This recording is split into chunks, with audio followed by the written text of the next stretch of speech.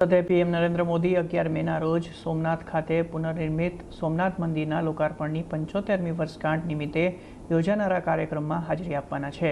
આ અવસરે તેમને સોમનાથ મંદિર પર એક લેખ રજૂ કર્યો છે।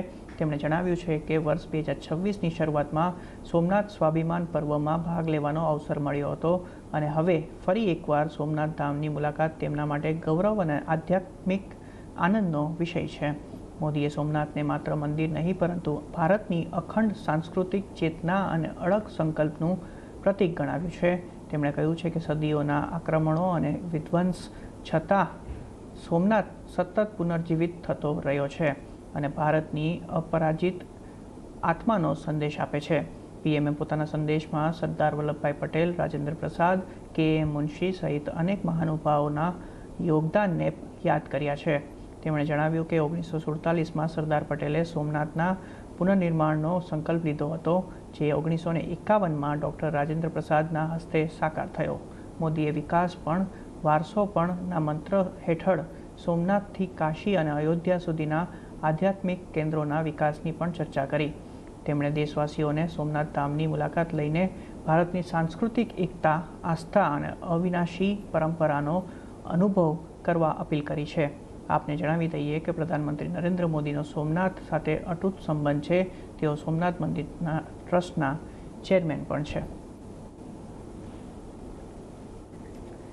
તો પ્રધાનમંત્રી નરેન્દ્ર મોદી 10 તારીખે રાત્રે જામનગર પહોંચશે અને ત્યાં રાત્રિ રોકાણ કરશે, જે બાદ 11મી તારીખે સવારે પીએમ મોદી સોમનાથ પહોંચશે।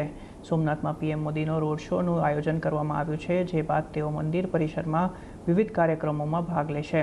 ત્યારબાદ સોમનાથ મંદિરમાં પૂજા વિધિ બાદ સભા સ્થળ પહોંચશે અને હજારોની સંખ્યામાં જનમેદનીને સંબોધશે। વિશ્વની આસ્થા અને શ્રદ્ધાનું કેન્દ્ર એવા ભગવાન સોમનાથના પવિત્ર આંગણની અંદર પધારી રહ્યા છે, ત્યારે સોમનાથ વિરાસતના 75 વર્ષ, મેં કહ્યું ને કે આઝાદી અને નરેન્દ્રભાઈનું સોમનાથમાં ગુજરાતમાં આગમન, આમ પણ આસ્થા અને શ્રદ્ધા પ્રથમ જ્યોતિર્લિંગ ઉપર સૌને છે। એમ માનની મોદી સાહેબ તો આ ટ્રસ્ટના અધ્યક્ષ પણ છે। આપણા માટે વિશેષ આનંદની વાત છે। માનની મોદી સાહેબે સોમનાથ એ પહોંચી જવાના છે। લગભગ 9:45ની આસપાસ એ સોમનાથ હેલિપેડ ખાતે આવશે। સાહેબનો રોડ શો એ પણ રાખવામાં આવ્યો છે। તો આ સાથે પીએમ નરેન્દ્ર મોદી 10મી મેના રોજ જામનગરના પ્રવાસે આવનાર છે, ત્યારે જામનગરમાં વડાપ્રધાનના પ્રવાસને લઈને તડામાર તૈયારીઓ ચાલી રહી છે। જામનગરના લાલ બંગલા અને તેની આસપાસના વિસ્તારમાં પોલીસ છાવણીમાં ફેરવાયું છે અને લાલ બંગલામાં એક સ્ટેજ પણ તૈયાર કરવામાં આવ્યું છે।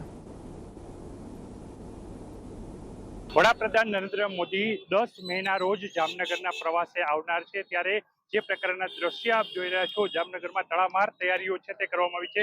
સુરક્ષાને લઈને જે પ્રકારે વડાપ્રધાનનો જે કાર્યક્રમ સંભવતઃ ગોઠવાઈ રહ્યો છે, તેને લઈને 3 લેયર સુરક્ષા છે તે અહીં ગોઠવવામાં આવી રહી છે।